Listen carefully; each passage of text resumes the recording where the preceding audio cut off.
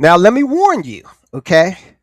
This is what's going to happen to you once you implement this technique. Right now, you are being chemically castrated by your own environment, and you're not even aware of what's going on. Elon Musk is issuing a stark warning about the technology. Speaking at the Wall Street Journal CEO Summit, Tesla CEO said, quote, there is a risk that advanced AI either eliminates or constrains humanity's growth. Yeah. Every notification, every short form video, every swipe, these are designed by literal neuroscientists to bleed your focus away from your own creativity, from the fulfillment and self actualization of your own existence, abdicating those energies to the machine.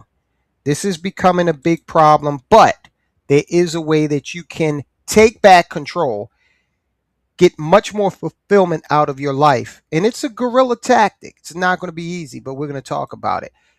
But first, more proof that even those that put together these social media networks, they know how these technologies are adversely affecting our attention spans.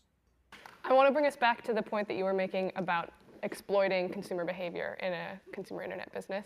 You said that this is a time for soul searching in social media businesses, and you were part of building the largest one. What soul searching are you doing right now on that? I feel tremendous guilt. I think we all knew in the back of our minds, even though we feigned this whole line of like, there probably aren't any really bad unintended consequences. I think in the back, deep recesses of our minds, we kind of knew something bad could happen. But I think the way we defined it was not like this. All right, so what has happened? Well, human attention spans are declining, quite frankly. And maybe you felt it. You think you're lazy, you think maybe you have ADHD, but you don't, probably. Your brain has just been overstimulated by technology, social media, to an extent, AI. It's been overstimulated into a state of permanent numbness. Your baseline for what requires effort has been completely shattered by technologies that did not exist 20, 30 years ago. All right, so you might think you're lazy. You might think you have ADHD. I don't know, maybe you do. Probably not, though. Your brain has just been overstimulated into a state of permanent numbness by technologies that we didn't have as a species. We didn't have access to social media, we didn't have access to AI. All of these cheap dopamine hits that we get today, we didn't have that 30 years ago. So you're trying to figure out how you can get something started, stick with it. You're finding it very hard to maintain these habits. And it could be very well because your baseline for what requires effort has been completely broken down by these new technologies. So, if we look at elite military units and hyper performers, they don't have the luxury of brain fog when the stakes are life or death. Now, what they do is they use a brutal 24-hour psychological override to weaponize their focus. And I'm going to stress here that nothing worth doing is going to come to you easy. It was easy to erode your attention span because it was done over the course of years by being hooked on Facebook, TikTok, X, YouTube. Okay? In the next 24 hours, I'm going to show you how to force your brain's dopamine receptors to completely reset, okay, over the course of the next 24 hours. By this exact time tomorrow, if you follow this to the letter, things that used to feel like an impossible chore, so building your business, hitting the gym, getting the results you want to see, focusing for long hours on a task that's beneficial to you and not to the corporate uh, social media giants, we need to reset so that will become your default setting. All right, so in order to understand how this works or why it works, we need to look at a group of high performers. Now, we've got many high performers out there, from athletes to artists that are at the top of their game and producing really good, results. And then we can also look at the U.S. military, where there's a lot of documentation around how they change mindsets and succeed. So if you look at the Navy SEALs, Delta Force, or uh, SEER, like a pilot survival school, those personnel are being trained for high stress endurance. And they don't just train the body, they train the neurological baseline. This is important because a lot of this comes down to mindset. Sure, physically, you need to be able to conduct certain activities from a military standpoint, but we're focusing on the mental. All right, so if you take a program like SEER, Survival, Evasion, Resistance, and Escape, the candidates that are involved in that training are intentionally subjected to long periods of complete isolation and sensory deprivation. And again, thanks to the US military, we have a lot of data on this, and we can look at it and apply those successful techniques to other areas of life. Now, why are they deprived of sensory input? Because when an operator is deployed in a hostile environment, they might have to sit and hide for 48 hours straight without moving, talking, or receiving a single outside stimulus. Could save their lives if they're able to do that. And we have, again, plenty of documentation demonstrating that that has been the case over time. Now imagine if that operator's brain is hooked on the modern civilian standard of constant entertainment. So, if their brain is hooked on the modern civilian standard of constant entertainment, constant dopamine hits, they'll probably be in a situation where they'll mentally crack within the first 3 hours, to say nothing of longer periods. Their mind is going to wander. They'll become restless. They'll make reckless decisions, reckless movements, and that may lead to jeopardizing the safety of many other people. So the military uses forced boredom to cultivate what they call tactical calm. So they starve the brain of environmental stimulation beforehand. They force the nervous system to adapt to low stimulus environments. It down regulates the fight or flight response. It literally is a point now where I think we have created tools that are ripping apart the social fabric of how society works. That is truly where we are. And I would encourage all of you, as the future leaders of the world, to really internalize how important this is. If you feed the beast, that beast will destroy you. If you push back on it, we have a chance to control it and rein it in. And it is a point in time where people need to hard break from some of these tools and the things that you rely on. The short-term dopamine-driven feedback loops that we have created are destroying how society works. No civil discourse, no cooperation, misinformation, mistruth. And it's not an American problem. This is not about Russian ads. This is a global problem. So we're in a really bad state of affairs right now, in my opinion. It is eroding the core foundations of how people behave by and between each other. And I don't have a good solution. My solution is I just don't use these tools anymore. I haven't for years. It's created huge tension with my friends, huge tensions in my social circles. If you look at my Facebook feed, I've posted maybe 2 times in 7 years.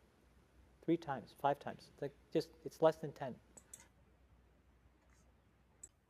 And when you lower that baseline, your brain stops frantically searching for the next hit of excitement, allowing you to achieve a state of hypervigilance and absolute unflappable focus on the singular mission in front of you.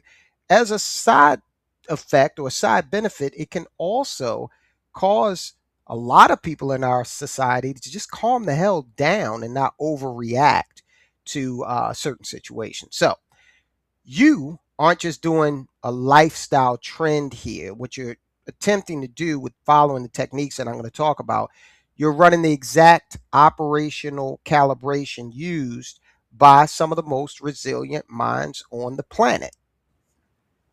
Now, let's talk about dopamine. When you apply the techniques that we're going to discuss to your daily life, you've got to realize that dopamine is not a chemical of pleasure, it's a chemical of anticipation. Call it the molecule of more. So when you scroll through social media, your brain gets a cheap, massive spike of dopamine with zero effort. And when you do that first thing in the morning, you pick up your phone and you start scrolling immediately. You set your brain's baseline for the day at an impossibly high level. So later, when you sit down to do something that actually requires work, like reading, writing code, studying market trends, studying how to make your business better, your brain looks at the low dopamine task and says, no, thank you. Okay. This is boring. Let me pick up the phone. So effectively, you're training your brain to reject hard work. All right. So to fix that, we got to go back to ground zero. We got to totally reset. This is the 24-hour blackout protocol. Okay. Let's just call it that. So to do this right, you got to choose one day, preferably a day when you don't have to work or have a lot of obligations. But even if you do, you can still incorporate this. So a Sunday or any other day off. And for 24 hours, you enforce four absolute rules. If you break one of these rules, the timer resets and you got to start all over because we're trying to retrain your brain, right? All right. Rule number one, digital scorched earth. No phone, no computer, no TV, no music, no podcast. All right. If it has a screen or a speaker, it's dead to you for 24 hours. Okay. You are effectively cutting off the cheap supply lines of dopamine to your brain. And this is going to be extremely uncomfortable in the beginning. Number two, okay, zero artificial stimulants. So, no coffee, no sugar, no processed food, no nicotine, no weed. So, what you want to take in physically to fuel your body, make it clean, basic, okay, protein, water, whole foods. So, what you're doing is resetting your gut and your nervous system simultaneously. All right. Number three, absolute isolation. We're getting really, really, like I said, gorilla with this. So, no hanging out with friends, no mindless chit chat. Wastes a lot of time, right? No scrolling through comments. We covered that in number one.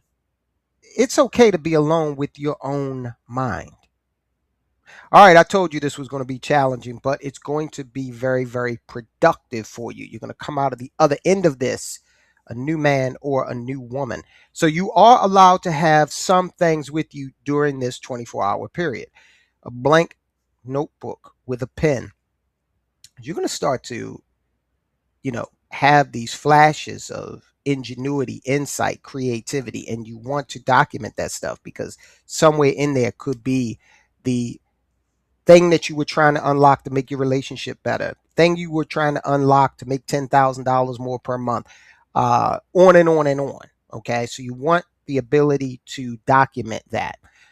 Some water, okay, a book, and I'm not talking about 50 Shades of Gray. I'm talking about a rigorous book that is going to help connect some synapses in your mind and get you to uh, start thinking more creatively, all right, to help grow your intellect and your mental faculties. So, some book on history, mathematics, some sort of science, that sort of thing. Your mind's going to start racing, and you want to be able to encourage that. And, like I said, draft all that down on paper when these flashes of insight come upon you. Now, let me warn you, okay? This is what's going to happen to you once you implement this technique. Round about hour 6. Okay, may happen sooner or later for some people, but you're going to feel a profound sense of anxiety. Your brain will literally lie to you. It's going to tell you that you're missing an important email or that someone needs you. You need to be strong and ignore that. Okay.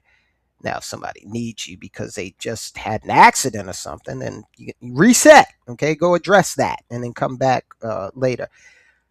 But for the most part, that's not going to happen. So you need to ignore those signals from your hungry brain. It's just begging for the next dopamine hit, and you are starving it of that cheap dopamine.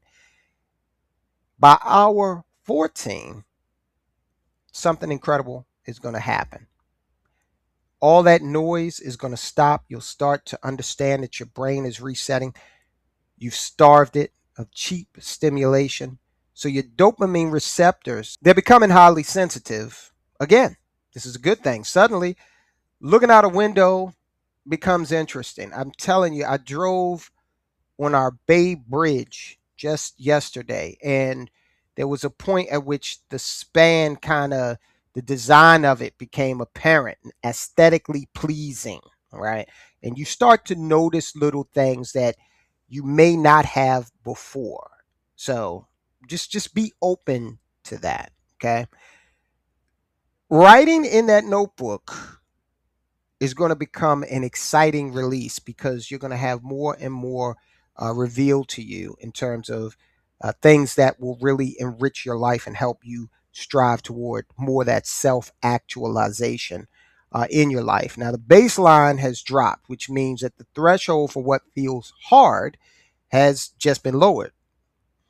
You have successfully built your own tactical calm. All right. Now, you're not going to go out there and take on international terrorists or invade foreign countries with it, but you are going to be able to use it to make your life better, more effective, more impactful. And you'll be able to go back to these techniques again and again to strengthen your ability to do that. All right, so when you wake up in the morning, after you have gone through this process, you're going to find yourself at a point where you wake up in the morning and you're not even tempted to look at that phone first. What really will start to excite you is taking a look at your list of tasks, your objectives, and tackling the most challenging one first and then going from there. This is going to result in some huge strides in your life over time, depending on how lofty these goals and tasks and objectives you have are. And you'll want to do this with no problem before touching a single social media application. Okay. You're going to find that your focus becomes more razor sharp. Anxiety starts to wane and starts to decrease because you're not subjecting yourself daily to a barrage of, all types of news items, most of which don't affect you in any way, all types of anxiety from parts of the country or the world that you will never even visit. Okay.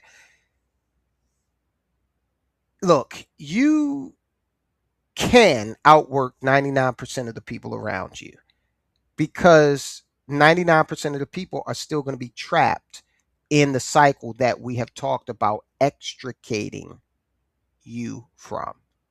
So, most of you watching this, you're going to find an excuse not to do it.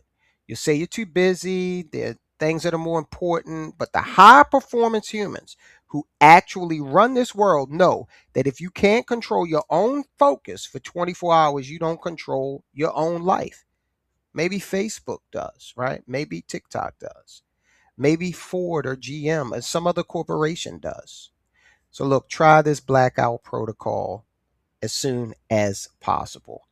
And I guarantee you're going to see positive, productive results.